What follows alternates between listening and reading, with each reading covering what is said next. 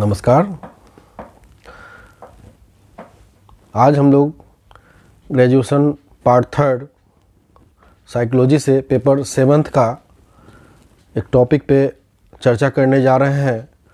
Topic का नाम है परिकल्पना एवं एक अच्छी परिकल्पना की विशेषताएं। इसमें कोई भी वास्तविक अध्ययन आरंभ करने से पहले शोधकर्ता अनुमान लगाता है कि अध्ययन के बाद किस तरह का परिणाम मिलेगा। साधारण अर्थ में इसी अनुमान को परिकल्पना हम लोग कहते हैं। उदाहरण के तौर पे मान ले कि एक शोधकर्ता अपने अध्ययन में रूढ़िवाद पर शैक्षिक स्तर का प्रभाव देखना चाहता है। वास्तविक अध्ययन करने के पूर्व वह अनुमान लगा सकता है कि कम शिक्षित लोगों की अपेक्षा अधिक शिक्षित लोगों में रूढ़िवादिता कम पाई जाती है। यही अनुमान परिकल्पना कहलाएगी। मनोवैज्ञानिक शोध का आरंभ समस्या के साथ साथ परिकल्पना से होता है। शोध की समस्या को एक या एक से अधिक परिकल्पना में बदल दिया जाता है।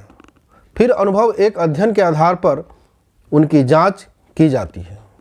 यही प्रमाणित होने पर उसे स्वीकार कर लिया जाता है और गलत प्रमाणित होने पर उसे अस्वीकार कर दिया जाता है।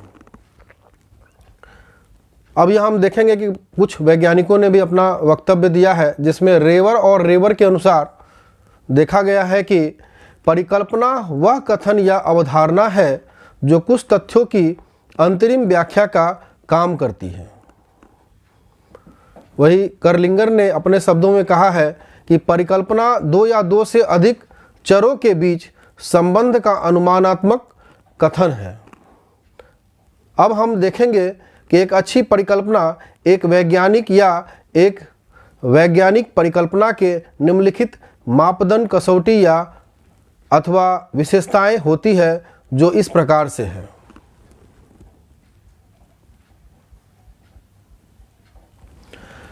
पहला है सॉल्वेबल, यानी कि समाधान योग्य। एक अच्छा परिकल्पना सदा समाधान योग्य होती है। जिस परिकल्पना में हम यह गुण नहीं होता है उसे वैज्ञानिक परिकल्पना कहते हैं। थकान से उत्पादन घटता है, यह एक ऐसी परिकल्पना है जिसका समाधान संभव है। दूसरा है प्रेडिक्शन, यानी कि पूर्व कथन। परिकल्पना की एक विशेषता यह भी है कि इसके आधार पर पूर्व कथन करना संभव होता है। यह परिकल्पना में यह गुण होता है, उसे वैज्ञानिक परिकल्पना कहते हैं। तीसरा है प्रैक्टिकल। प्रैक्टिकल से तात्पर्य होता है कि व्यावहारिक। एक अच्छी परिकल्पना में व्यावहारिक का गुण पाया जाता है। जीवन में उससे लाभ होना चाहिए, जैसे पुरस्कार दंड से अधिक लाभदायक होता है, विश्राम से थकान दूर होती है। यह सभी व्यावहारिक रूप से लाभप्रद परिकल्पना है। चौथा पॉइंट है वेरिएबल, यानी कि परीक्षणीय। एक वैज्ञानिक परिकल्पना में प्रमाणीकरण का गुण होना चाहिए। उसे ऐसा होना चाहिए कि उसे सही या गलत प्रमाणित किया जा सके। पुरस्कार दंड से अधिक लाभप्रद होता है। यह वह परिकल्पना है जो सही या गलत प्रमाणित हो सकता है। पांचवा है क्लैरिटी। क्लैरिटी का मतलब होता है स्पष्टता। एक अच्छी परिकल्पना का एक मापदंड स्पष्टता होता है। शोधकर्ता को चाहिए कि वह अधिक स्पष्ट परिकल्पना के निर्माण का प्रयास करे ताकि उसका उद्देश्य हासिल हो सके। छठा पॉइंट अब जानेंगे हम कि सॉल्वेबल, यानी कथन के रूप में। परिकल्पना एक विशेषता यह है कि वह सदा कथन के रूप में होती है। इसी आधार पर वह समस्या से भिन्न होती है, जैसे थकान से उत्पादन घटता है और विश्राम से थकान दूर होती है। सातवां है लॉजिकल सिंप्लिसिटी यानी कि तार्किक सरलता। एक वैज्ञानिक परिकल्पना का एक अच्छी परिकल्पना के लिए यह भी वांछित है कि उसमें तार्किक सरलता उपलब्ध हो।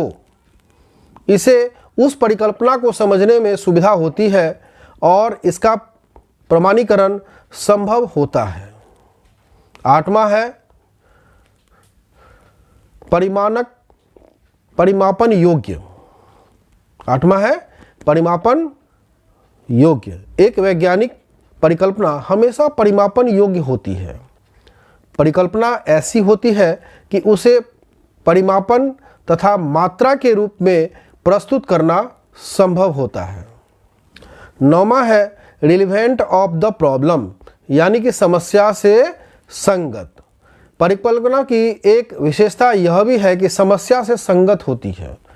परिकल्पना का यह एक मौलिक मापदंड है। इसमें कुछ वैज्ञानिकों ने बताया है कि MC ज़्यूगेन 1969 ने अपने शब्दों में कहा है कि परिकल्पना का हमेशा निश्चित रूप से समस्या से संगत होना चाहिए। 10वां है अल्पव्ययी। अल्पव्ययी में देखा गया है कि एक अच्छी या वैज्ञानिक परिकल्पना अल्पव्ययी होती है। उसमें परिशुद्धता अधिक होती है, उसमें लचीलापन कम होता है। इसीलिए शोधकर्ता को चाहिए कि वह ऐसी परिकल्पनाओं का निर्माण करे जो अल्पव्ययी होता है। इस तरह से ये टॉपिक समाप्त होती है और किसी भी प्रकार का क्वेश्चन से जुड़ा हुआ कोई भी डाउट हो तो उसे आप कमेंट में ज़रूर लिखें और सब्सक्राइब और लाइक ज़रूर करें और अपने जितने भी साथी हैं जो इसी सब्जेक्ट से जुड़े हुए हैं उसको ज़रूर शेयर करें। धन्यवाद।